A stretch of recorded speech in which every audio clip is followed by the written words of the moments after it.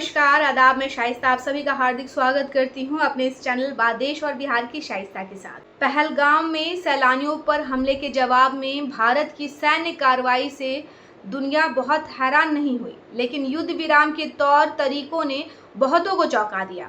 भारत की विदेश नीति और कूटनीति इस पूरे प्रकरण में कारगर नहीं दिखी। बीते सालों में भारत अपने उभरते बाजार और अंतर्राष्ट्रीय संबंधों में जोश भरने की कोशिश से दुनिया के लिए ज्यादा प्रासंगिक हुआ है। ऐसे में जब भारतीय कश्मीर में सैलानियों पर हमला हुआ तो दुनिया भर में सहानुभूति और आशंकाएं एक साथ उभरी। यह लगभग साफ था कि भारत जवाबी कार्रवाई करेगा। कार्रवाई हुई भी, और न सिर्फ पाकिस्तान प्रशासित कश्मीर में बल्कि बहावलपुर और लाहौर के पास मुरीदके में भी। सैन्य कार्रवाई की अब तक जो तस्वीरें राष्ट्रीय और अंतर्राष्ट्रीय स्तर पर दिख रही हैं, उनसे साफ है कि भारतीय सेना की कार्रवाई पाकिस्तान की तैयारियों पर भारी पड़ी है। भारत ने एक कड़ा संदेश भी दिया है। हालांकि यही बात भारतीय विदेश नीति और कूटनीति के लिए नहीं कही जा सकती। कई मोर्चों पर लोग और विशेषज्ञ निराश हुए हैं। सेना की कार्रवाई से साफ हुआ है कि भारत अब सीमा पार आतंकवाद के मसले पर चुप नहीं रहेगा। सैन्य संघर्ष का नुकसान भारत ने भी उठाया, लेकिन पाकिस्तान ने ज्यादा नुकसान उठाया। इसी वजह से पाकिस्तान ने संघर्ष विराम करने के लिए अमेरिका समेत कई देशों का आभार जताया कि शांति हो गई। भारत आतंकवाद पर कार्रवाई का संदेश देने में कामयाब रहा, लेकिन ये जानना बहुत जरूरी है कि अंतर्राष्ट्रीय दबाव के सामने में आखिर कौन टिका। भारत और पाकिस्तान युद्ध के दौरान भारत और पाकिस्तान दोनों पर अंतर्राष्ट्रीय दबाव था। आपको बता दें कि अंतर्राष्ट्रीय दबाव के चलते ही भारत ने सैन्य कार्रवाई को बहुत सीमित रखा। शुरुआत सिर्फ आतंकवादियों के कथित ठिकानों से हुई। पीओके पर कब्जा, कराची पर हमला या बलूचिस्तान को अलग कराने जैसे जुमलों की गूंज सिर्फ भारत की मीडिया और सोशल मीडिया में ही थी। सरकार के इरादों में यह बिल्कुल नजर नहीं आए। पाकिस्तानी सेना की कार्रवाई का जवाब भारत ने उसके सैन्य ठिकानों पर हमले से दिया। संघर्ष बढ़ा तो अंतर्राष्ट्रीय दबाव भी बढ़ा और फिर संघर्ष विराम का ऐलान भी हो गया। संघर्ष विराम की सबसे पहले जानकारी अमेरिका के राष्ट्रपति डोनाल्ड ट्रंप ने दिया। अमेरिकी मध्यस्थता में संघर्ष विराम में भारत की कौन सी शर्त मानी गई, इसकी जानकारी अभी तक नहीं है। पाकिस्तान ने आतंकवाद रोकने या फिर पहलगाम के दोषी आतंकवादियों के खिलाफ जांच या उन्हें पकड़ने में मदद का कोई भी भरोसा दिया हो, ऐसी जानकारी अभी तक नहीं है। एक विशेषज्ञ का कहना है कि हाफिज सईद भी वही हैं, अजहर मसूद भी वही हैं, लेकिन पाकिस्तान ने उनके या उनके संगठनों के खिलाफ कार्रवाई का कोई भरोसा नहीं दिया। तो इस तरह हम समझ सकते हैं कि संघर्ष विराम बिना किसी शर्त के ही हुआ। संघर्ष विराम बहुत पक्का भी नहीं है। फिलहाल तो यह बहुत नाजुक ही दिख रहा है।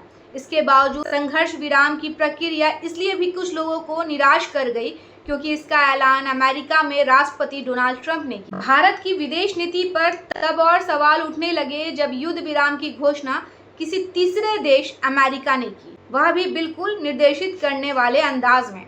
यानी अमेरिका को युद्ध विराम की जानकारी पहले से थी और उसी ने भारतीयों को बताया, ना कि भारत सरकार। पुष्पेश पंत ने कहा है कि एक तरफ अमेरिका राष्ट्रपति और विदेश मंत्री संघर्ष विराम की बात कर रहे थे और यहाँ भारत के प्रधानमंत्री चुप बैठे थे। अगर वो पहले बोलते तो उनके पास यह कहने का मौका होता कि हमने इन शर्तों के साथ संघर्ष विराम किया है। यहाँ भारत के प्रधानमंत्री कुछ असमंजस में दिखे। इसके बाद जब उन्होंने देश को संबोधित किया तो वहाँ उन्होंने इसका जिक्र भी नहीं किया।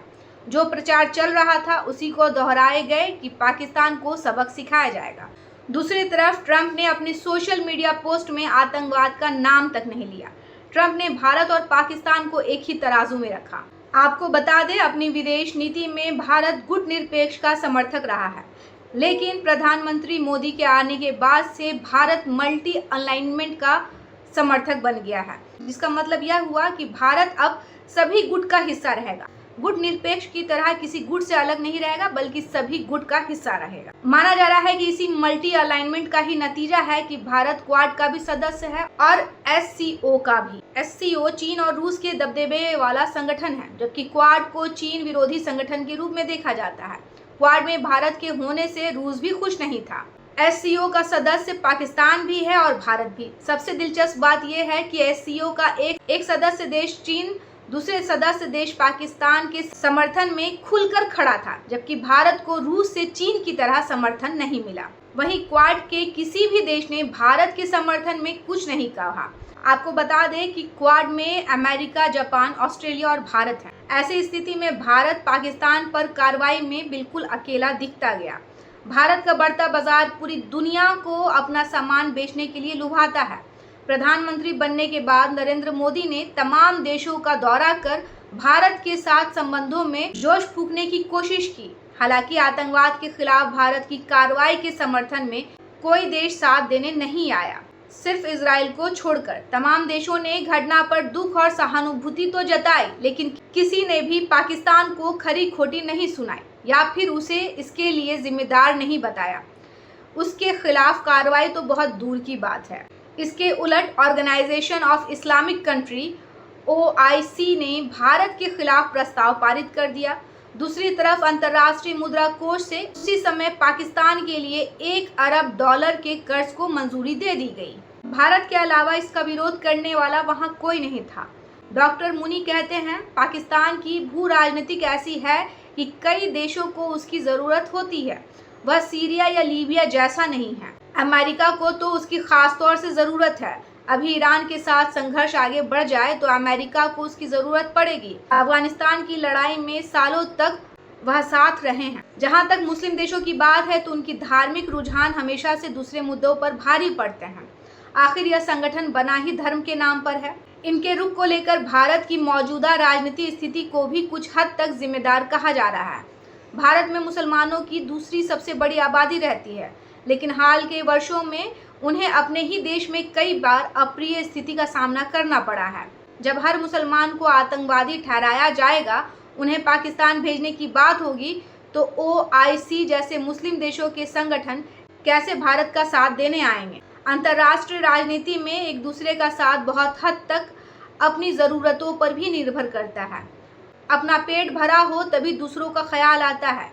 यहाँ नीतियाँ उतनी अहम नहीं जितनी की ज़रूरतें होती हैं। विशेषज्ञ SD मुनी ने तो साफ तौर पर कहा है कि अंतर्राष्ट्रीय संबंध बहुत क्रूर तरीके से अपने हितों के हिसाब से चलते हैं। भारत पाकिस्तान के मामले में कभी किसी ने भारत का साथ नहीं दिया। अमेरिका और ब्रिटेन ने इसे इतना उलझाया कि यह संयुक्त राष्ट्र तक पहुंच गया। अगर सोवियत संघ ने उस वक्त वीटो नहीं किया होता तो भारत की दिक्कतें और बढ़ सकती थी। इसकी एक और वजह यह भी है कि अर्थव्यवस्था की तमाम विकास यात्राएं करने के बावजूद भारत दुनिया के लिए हार्ड पावर नहीं बन पाया है।